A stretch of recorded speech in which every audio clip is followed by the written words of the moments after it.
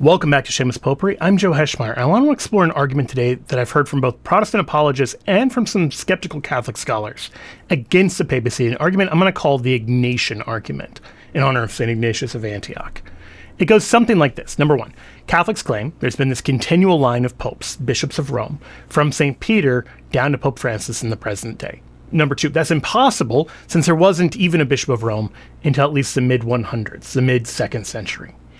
And number three, we can know that because St. Ignatius, who normally mentions bishops, doesn't say anything about a bishop of Rome in his letter to Rome.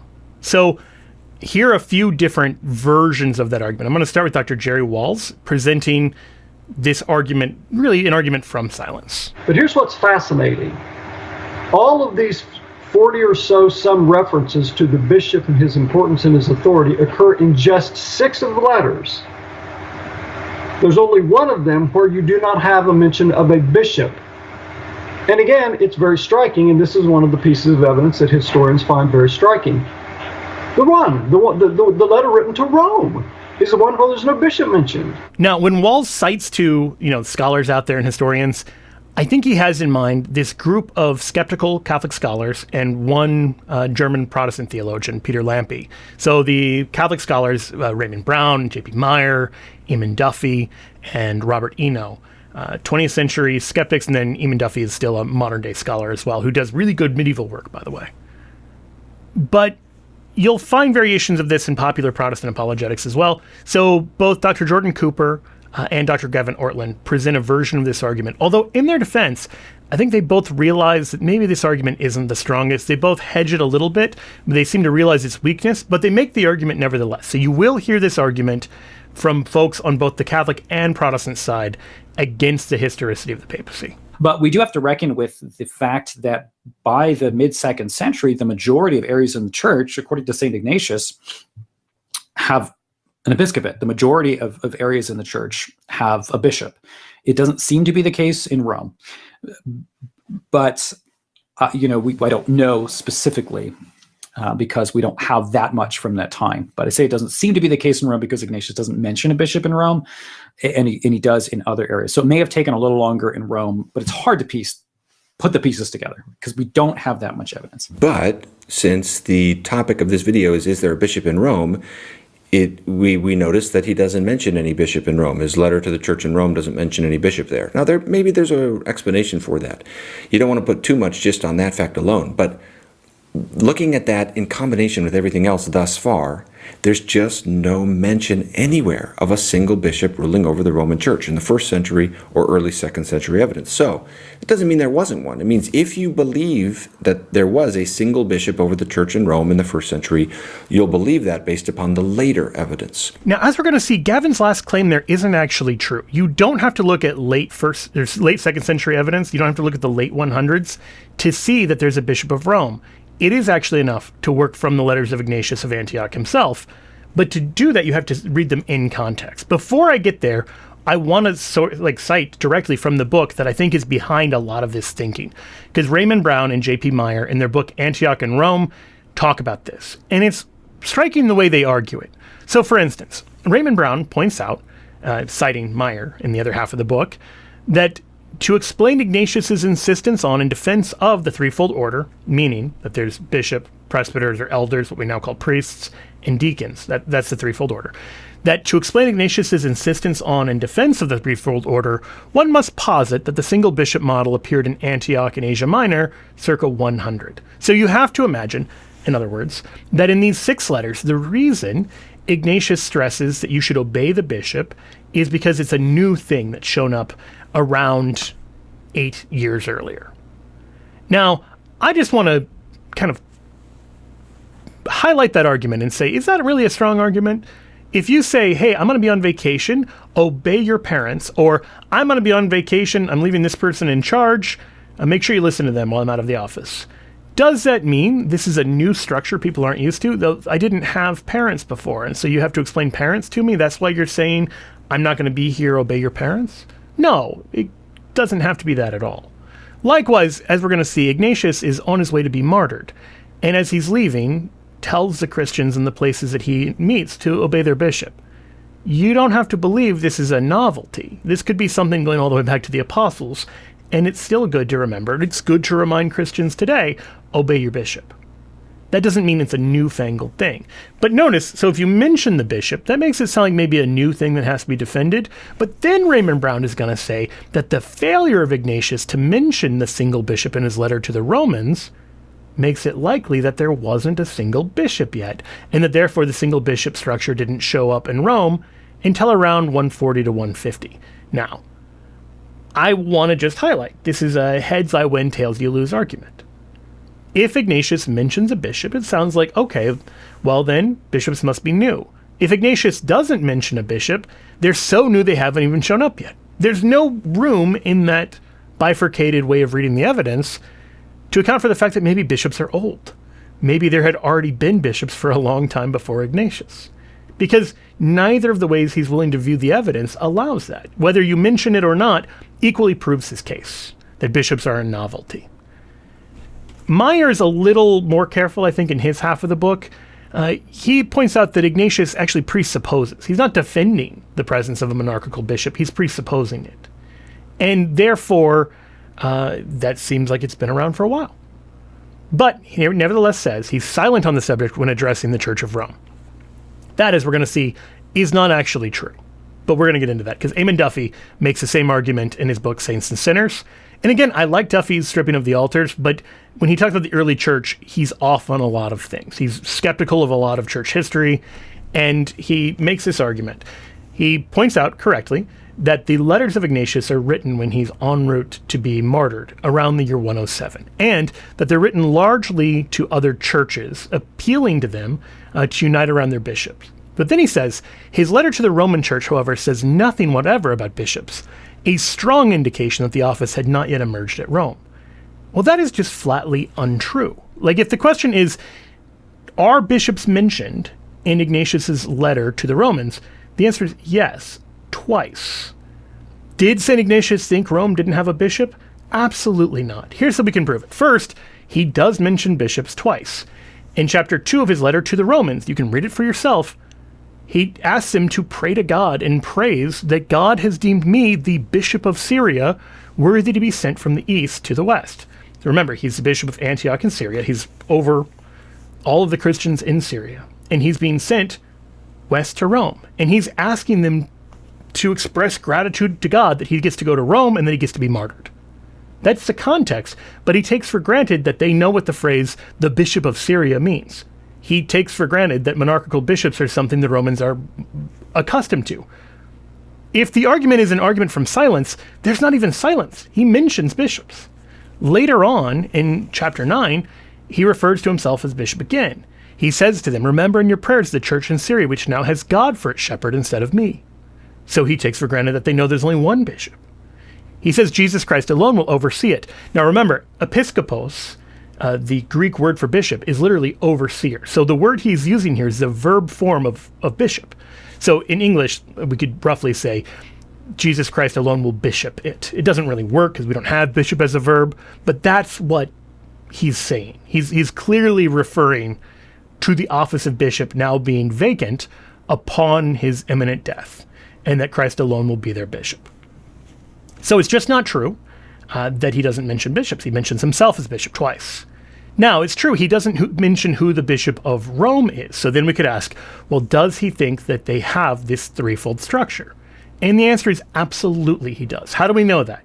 Because in his letter to the Ephesians, he explicitly says that you need the threefold structure in order to be a church. You need to have the threefold structure of bishop, presbyter, deacon. And he says, apart from these, there is no church. Concerning all this, I'm persuaded that you're of the same opinion. And then when he greets the Church of Rome, what does he say to them? He says, Ignatius, who's also called Theophorus, to the church which has obtained mercy, through the majesty of the Most High Father and Jesus Christ, his only begotten Son, the church which is beloved and enlightened by the will of him. And so it goes on from there. He talks about how they preside in love, and presiding in the place of the region of the Romans, worthy of God, worthy of honor, worthy of the highest happiness, worthy of praise, worthy of obtaining her every desire, worthy of being deemed love, and which presides over love, etc. But the point there is, he acknowledges them twice as a church, and a church presiding over Christianity. over love, right? Like, this is the presiding church, that the language of governance is used for the Roman church, and it is called a church twice right there in the introduction. Now that matters because we know for Ignatius that term means something concrete. He doesn't mean church in kind of the loose way some Protestants mean it as just a gathering of believers. He explicitly means church in the threefold structure. That if you don't have that, you don't have a church. He says that directly. So let me give you an analogy. Let's say you took an argument from silence on somebody like Dr. James Dobson. If you're familiar with him, he was a longtime head of Focus on the Family. He did a lot of stuff on family. So mothers and fathers are important, the two-parent family, etc. Let's say you're going through all these letters. You see all these letters saying you need to have a mom and dad, marriage is between a man and a woman, father, mother, all this stuff. And then let's say you come to one of his letters and it says, Smith family, I love you guys. You're a wonderful family. Keep listening to your parents. But it doesn't say father and mother. Would you reasonably conclude from this, aha, the Smiths must be led by a same-sex couple, must be two men or two women, because otherwise he would have mentioned father and mother. Like, of course not. That's not just an argument from silence, that's an argument from silence that contradicts everything else that he's said positively. He's very clear that when he talks about family, it has this meaning, and therefore if you read into the silence the opposite of what he says, that is a bad reading from silence. It would be like taking every time someone doesn't mention the divinity of Christ and says, I guess he denies the divinity of Christ now. Like, no, it doesn't make any sense.